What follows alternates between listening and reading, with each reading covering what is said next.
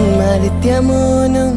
അതിഥിമോളും തൃശ്ശൂരി ട്രെയിനില് പോയി തൃശ്ശൂരി ട്രെയിനില് പോയി അവിടെ ഗൂഡ്സ് ട്രെയിനിന് ആദ്യം കണ്ടത് യാര് ആദ്യം കണ്ടത് യാര്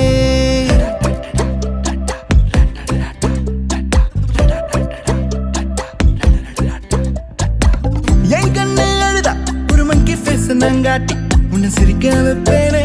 என் தங்க மகனே என் முதுகின் மேல ஒரு அணைக்குட்டிய போல உன்னை தூக்கிக்கிட்டு நான்